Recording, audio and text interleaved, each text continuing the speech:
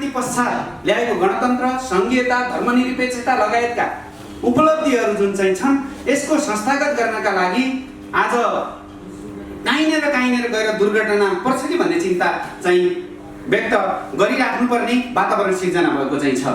यो चाहिँ वातावरणलाई क्रस गर्नका लागि, यो वातावरणलाई अन्त्य गर्नका लागि हामीले आज सङ्घर्ष गर्न जरुरी चाहिँ छ। एउटा सङ्घर्ष गर्न जरुरी चाहिँ छ जुन अब हतियार उठाएर होइन, विचारको बहस उठाउन जरुरी चाहिँ छ।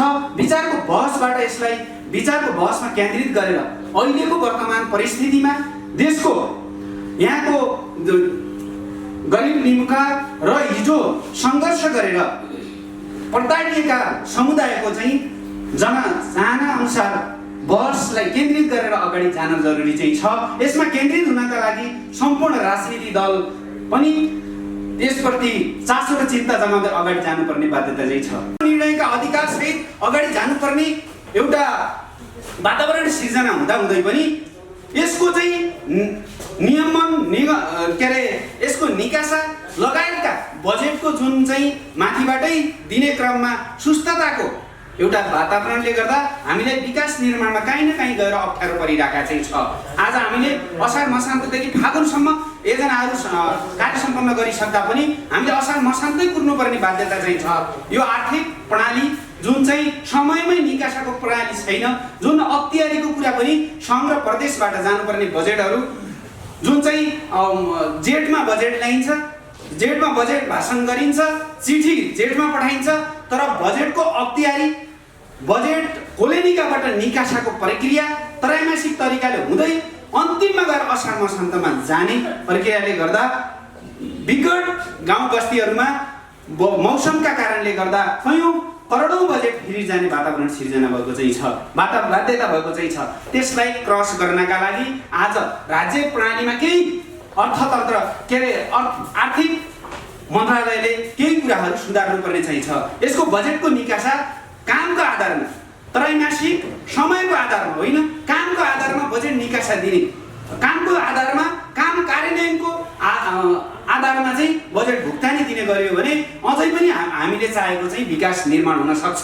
अर्को कुरा के हो भने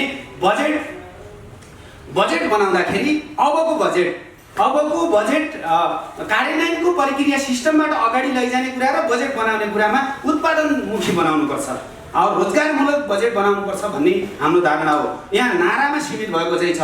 उत्पादनमुखी बजेट ल्याउने भनेर नारामा सीमित हुने, तल कार्यान्वयनको प्रक्रियामा जाँदाखेरि उत्पादनमुखी नहुने। आज एउटा कृषकलाई भैँसी पालनको कार्यक्रम दिइन्छ, पकेट क्षेत्र बनाइन्छ, तर त्यहाँ समूहमा गठन गरेर एकजना व्यक्तिलाई एउटा भैँसी, त्यसको पनि 50% अनुदानमा भैँसी पालनको कार्यक्रमहरू ल्याउने गरेको छ। यसले गर्दा न रोजगारी हुन सक्छ, न चाहिँ त्यसले आर्थिक स्थितिलाई माथि उठाउन सक्छ।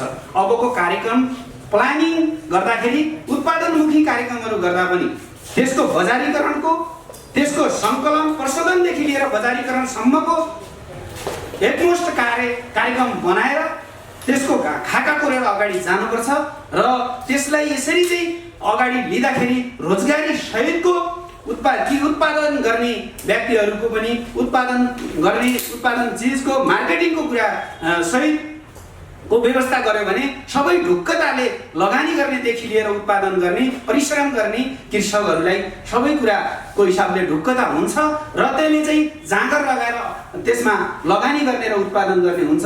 यसरी चाहिँ गयो भने मात्रै चाहिँ आर्थिक वृद्धि दरलाई अगाडि बढाउन सकिन्छ, बेरोजगारीको अन्त्य गर्न सकिन्छ। होइन भने नारामा मात्रै सीमित गरेर वितरणमुखी बजेटले देशको आर्थिक स्थितिलाई माथि उठाउन सकिँदैन भन्ने हाम्रो धारणा हो।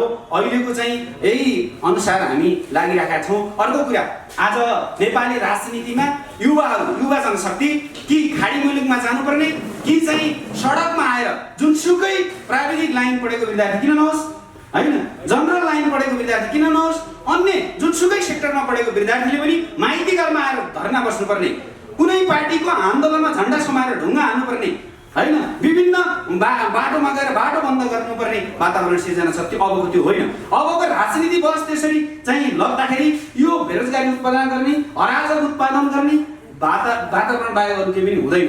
अबको राजनीति सिस्टमलाई पनि परिवर्तन गरेर लैजानुपर्छ। राजनीति सिस्टमलाई परिवर्तन गर्दा पनि बहस वैचारिक हिसाबले बहस उठाउने हो, वैचारिक हिसाबले छलफल गर्ने हो।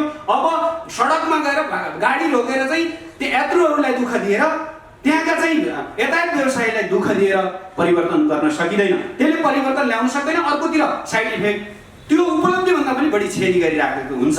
त्यसले उपलब्धि कम के अरे क्षति कम उपलब्धि बढी हुने गरिकन हामीले उपलब्धि बिना क्षति बिना त उपलब्धि हुँदैन।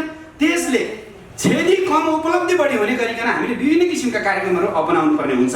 अबको युवा जनशक्तिहरू, दक्ष जनशक्तिहरू हामीले उत्पादन, हरेक कुराको उत्पादन गर्ने, नयाँ विषयवस्तुको उत्पादन गर्दै बहस गर्दै त्यसमा चाहिँ निष्कर्षमा जाने वातावरण सिर्जना हुनुपर्छ।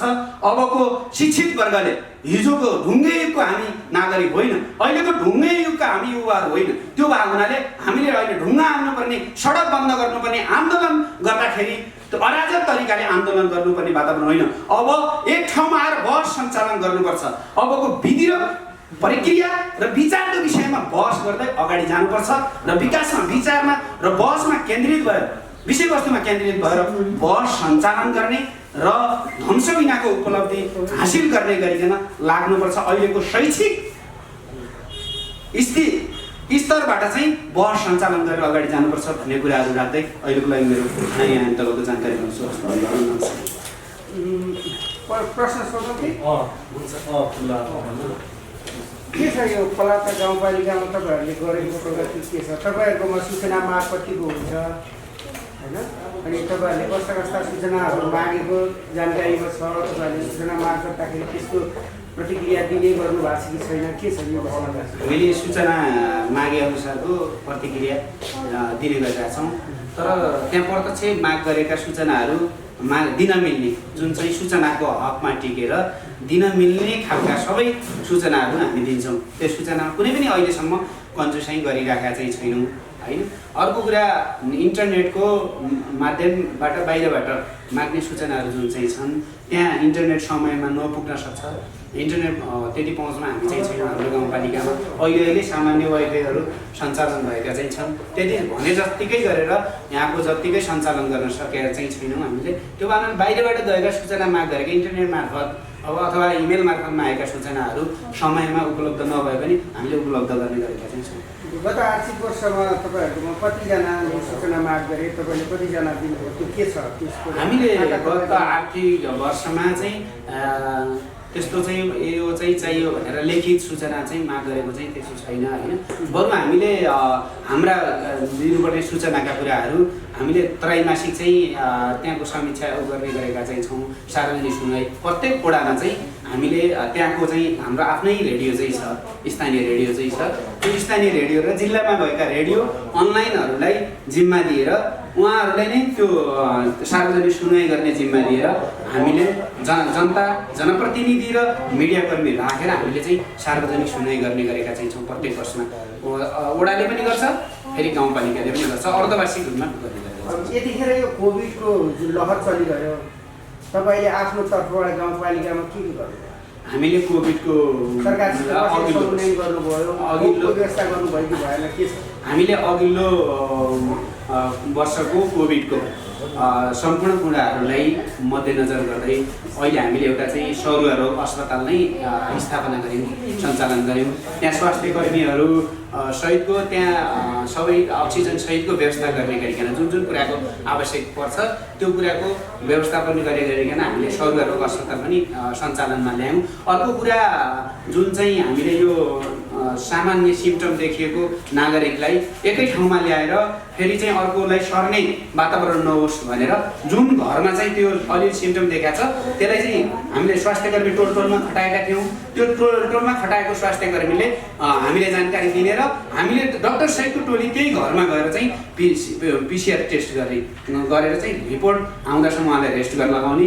रिपोर्ट आइसकेपछि पोजिटिभ भयो र अलि क्रिटिकल केस छ भने हामीले त्यो सर्वे रोग अस्पतालमा ल्याएर त्यसको ट्रिटमेन्ट गर्ने र सामान्य नर्मल छ भने त्यहीँको स्वास्थ्यकर्मीलाई दैनिक चाहिँ उसलाई भेटघाट गरेर चाहिँ त्यसको हेरचाह गर्ने गरिकन हामीले कार्यक्रम सञ्चालन गऱ्यौँ। र बाहिरबाट पनि हाम्रा नागरिक रहेका अघिल्लो वर्ष जस्तै लत्तालिङ्ग नगरेर अघिल्लो वर्ष अलि भयावह तरिकाले होइन के हुने कस्तो हुने यस्तो यस्तो भन्ने चाहिँ थियो, तर अहिले चाहिँ अलि त्यति धेरै होइन, अब नयाँ तरिकाले जानुपर्छ, यसलाई यो गऱ्यो भने यो हुन्छ भन्ने कुराहरू थाहा पाइसकेपछि त्यसलाई चाहिँ हामीले विभिन्न त्यो WHOका कार्यक्रमहरूलाई पनि फ्लो गर्दै हाम्रा पनि केही सृजनशीलता अपनाएर हामीले कार्यक्रम गऱ्यौँ। अहिले पोहोर सालको जस्तो बाहिरबाट आएका सबैले ग्यादरिङ गरेर क्वारेन्टाइनमा राख्ने अनि मेस चलाउने, त्यो फेरि क्वारेन्टाइनबाट 15 दिन भइसकेपछि टेस्ट गरेर मात्रै गाउँ पठाउने, हामीले त्यस्तो कार्यक्रम गरेनौँ यो वर्ष चाहिँ बाहिरबाट आएकालाई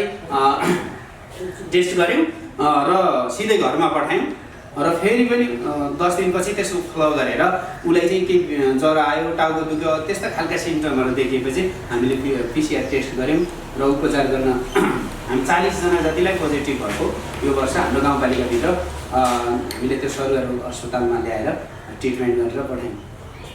तपाईँ आज यो गाउँपालिकादेखि यहाँ केन्द्र सरकारको लागि आउनुभएको छ, त्यो अलिक प्रश्न भएन कि अब तपाईँ के माग गर्न आउनुभएको थियो? हामी अब केन्द्र सरकारसँग माग गर्न आएको बेला बेलामा हामीले छलफल त चलाइराखेका नै छौँ। मैले अघि पनि भने हामीलाई जटिलता के भएको छ भने हामीले असार मसान्तमा वर्षाको कारणले गर्दा बजेट ढिला गयो भने हामीले काम गर्न सक्दैनौँ। अहिले यो जताततै छ, त मिडियाले पनि देखिराख्नु भएको चाहिँ छ, यो असाढे बजेटले गर्दा बजेट फ्रिज पनि हुने, यो डकुमेन्ट मिलाएर चाहिँ खाने जुन चाहिँ मिलाएर खाने प्रचलन जुन हिजोदेखिको परिपाटी छ त्यसलाई अन्त्य गराउनका लागि हामीले के भन्यौँ भने फागुनसम्म हामीले बजेट कार्यान्वयन गरिसक्ने, फागुनभन्दा पछि चाहिँ त्यसको चाहिँ पब्लिक अडिट गराउने कुरा, त्यो कार्य आन्तरिक लेखा परीक्षण गराउने कुरा, नयाँ बजेटको प्लानिङ गर्ने कुरा गर्नुपर्छ भनेर हामीले सुरुको वर्ष त हामीले त्यो अभ्यास गर्न सकेनौँ, किनभने हामीलाई केही नयाँ कुरा भयो, बजेट पनि समयमा गएन, केही नयाँ कुरा सिक्दै गयो, ट्रेनिङहरू लिँदै पहिलो वर्ष गयो। दोस्रो वर्षदेखि त्यो अभ्यास हामीले सुरु गऱ्यौँ पलाता गाउँपालिकाको सन्दर्भमा। हामीले बजेट चाहिँ फागुनमा सकिदियौँ, तर अघिल्लो वर्ष दोस्रो वर्ष हामीलाई त्यस्तो समस्या भएन। तेस्रो वर्ष जुन हामीले के समस्या भयो, कोभिडका कारणले गर्दा 2.5 करोड रुपियाँ राजस्वको चाहिँ जुन अनुमानित गरेका थियौँ त्यो 2.5 करोड रुपियाँ हामीलाई गएन र 1 करोडको हाराहारीमा चाहिँ कोभिडमा खर्च भयो। योजनामा छुट्याएको बजेट कोभिडमा खर्च भइसकेपछि 3.5 करोड हाराहारी बजेट चाहिँ हामीलाई घाटा भयो। हामीले बजेट समयमै सकिसकेका थियौँ, फागुनमा बजेट सकिसकेका थियौँ, त्यो घाटा बजेट भयो। फेरि यो गएको वर्ष पनि हामीले बजेट आकलन गर्दाखेरि त्यसलाई मेन्टेन हुने गरिकन र 1 करोडको हाराहारीमा हामीले अनि विपदहरू चाहिँ हामीले राखेका थियौँ बजेट, त्यो बजेट पुरानो तिर्न र नयाँ बजेट हामीले फेरि प्लानिङ गरेका थियौँ है। अहिले पनि फेरि बजेट कम गइसकेपछि हामीले जुन कार्यान्वयन गरेको बजेटहरू कम गइसकेपछि फेरि अहिले पनि हामीले घाटामा बेहोर्नु पर्ने भयो। घाटा बेहोर्नु परिसकेपछि बजेट समयमा कि कार्यान्वयन गर्यो, कयौँ ठाउँमा बजेट रिटर्न गएको चाहिँ छ काम गर्न नसकेर, हामीले काम गरिसके पनि बजेट पाएनौँ। अब हामीले सङ्घ सरकारसँग र प्रदेश सरकारसँग के छलफल गऱ्यौँ भने बजेट कामको आधारमा दिनुपर्छ, समयको आधारमा होइन, त्रैमासिक होइन। 1 महिनाभित्र बजेट गाउँपालिकालाई गएको 24 करोड रुपियाँ उसले खर्च गर्न सक्यो भने 24 करोड निकासा दिने वातावरण हुनु पऱ्यो नि त होइन। अन्त खर्च हुन नसकेको बजेट रकमान्तर गरेर समय त्यहाँ पठाउन सकिन्छ। नेपालको कुनै पनि ठाउँ छैन त्यस्तो विकास गर्नै नपर्ने, वर्षभरि 24 करोडले मात्रै भएपछि पुगिहाल्ने भन्ने चाहिँ छैन है। त्यो भावनाले हामीलाई अरबौँ बजेट भए पनि हामीलाई अहिले चाहिँ पुग्नेवाला चाहिँ छैन, एकैचोटि विकास गर्न काममा लगाउन सक्यो भने पुग्नेवाला छैन। त्यो भावनाले हामीले जो गाउँपालिकाले जुन समयमा बजेट सक्छ त्यो समयमा त्यो निकासा दिदिने र अन्य चाहिँ खर्च नहुने ठाउँको बजेट चाहिँ त्यस्तो ठाउँमा दिने वातावरण हुनुपर्छ भनेर चाहिँ हामीले त्यो विषयमा छलफल चलाउनका लागि आएको। यो वर्षको कति तपाईँले अनुमानित गरेको के छ, सङ्कलन कति हुनेवाला छ, के छ? हामीबाट राजस्व आन्तरिक राजस्व चाहिँ हामी एकदमै न्यून हो, हाम्रो 10-12 लाखभन्दा बढी चाहिँ उठ्दैन। हाम्रो गाउँपालिकामा अरू स्रोतहरू बाहिर निकासी हुने स्रोतहरू केही पनि छैन। पलाता गाउँपालिका देशकै दुर्गम गाउँपालिकाभित्र पर्ने गाउँपालिका होला होइन, असाध्यै विकट गाउँपालिका हो। जुन चाहिँ हामी जनप्रतिनिधि आउनुभन्दा अगाडि त्यहाँ 2 दिन 3 दिन 4 दिनको अगाडिको पानी चाहिँ बासी पानी चाहिँ गाग्रीमा राखेको पानी चाहिँ खानुपर्ने केही ठाउँहरू हाम्रो थियो। त्यस्तो अहिले पनि हामीले 21 किलोमिटर टाढाबाट पानी ल्याएका छौँ। भन्नु चाहिँ 21 किलोमिटर टाढाबाट खानेपानी ल्याउनु पर्ने ठाउँमा कति विकट थियो होला, कति अप्ठ्यारा थियो होला होइन। त्यस्तो ठाउँमा बजेट हामीले खर्च गर्दाखेरि हामीले धेरै कुराको अपुग भयो है, धेरै कुराको चाहिँ मेन्टेन गर्नुपर्ने भइसकेपछि हामीले प्रदेश सङ्घ सरकारसँग प्रदेश सरकारसँग जुन कुरा चाहिँ माग गरे जतिको खर्च गर्न सक्ने जतिको खर्च गऱ्यौँ र माग गर्ने जो अपुग हो माग गऱ्यौँ त्यति बजेट चाहिँ दिन सकेन, सङ्घले पनि दिन सकेन, प्रदेशले पनि दिन सकेन। अहिले चाहिँ के हजुर माग त हामीले गरेकै थियौँ होइन, माग गर्ने कुरा माग गरे जतिको बजेट आउने भए त धेरै हुन्छ। हामीले जति खर्च गर्न सक्छौँ त्यति माग गरेकै थियौँ, तर हामीले 10वटा योजना पठायो भने यहाँबाट जाने भने एउटा योजना हो। फेरि अहिले त फेरि के भयो भने पलाता गाउँपालिकामा विशेष अनुदान र समपूरक अनुदानको सङ्घबाट त बजेटै गरेर निल भएको थियो होइन, निल भएर गएको थियो। त्यसको लागि पनि हामीले के त्यो पूर्वाग्रही भएर त्यस्तो भयो हो या के छ तपाईँहरूको? पूर्वाग्रही भएर तपाईँका त्यो न्यू बजेट गएको होइन, त्यो त अब त्यो माथि पठाउनेलाई थाहा होला होइन। सिस्टमले काम नगरेर गएन अथवा पूर्वाग्रही भएर गएन होइन। गाउँपालिकामा लक्ष्मण बमबाट पूर्वाग्रही भए पनि होइन, एकजना लक्ष्मण व्यक्तिगत पूर्वाग्रही भए पनि त्यहाँको नागरिक त पार्टीगत हिसाबले पनि सबै पार्टीको चाहिँ छ, त्यो सबैका साझा हुन् नागरिक। त्यो पूर्वाग्रही हुनुपर्ने वातावरण त नहुनुपर्ने हो। तर के भएको हो त्यो कुरा चाहिँ अर्काको कुरा अर्को सरकार आइसकेपछि थाहा हुने कुरा पनि भएन। अब जसरी पनि सम्बोधन गरौँला भन्ने कुरा चाहिँ नयाँ सरकारले चाहिँ गरेकै छ। अब आशा गरौँ त्यो चाहिँ हुनेवाला छ भन्ने चाहिँ छ, हामीले आशा गरेर आए चाहिँ। यो आर्थिक वर्षको अब योभन्दा अगाडिको सरकारले बजेट पास गरेको थियो, त्यसमा पलाता गाविसलाई के पर्यो, गाउँपालिकालाई के पर्यो, के आयो?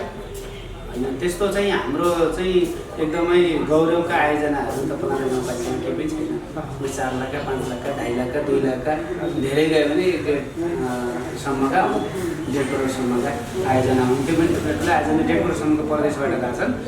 सङ्घबाट गएका आयोजनाहरू सशर्त र समानीकरणको आयोजना भएको अरू आयोजनाहरू छैनन् हामी पलाता गाउँपालिकामा छैन। योभन्दा अगाडि गएका आयोजनाहरू पनि त्यो के अरे विशेष र समपूरकमा गएका आयोजनाहरू 20 लाख 30 लाख रुपियाँका भन्दा ठुलो चाहिँ छैन।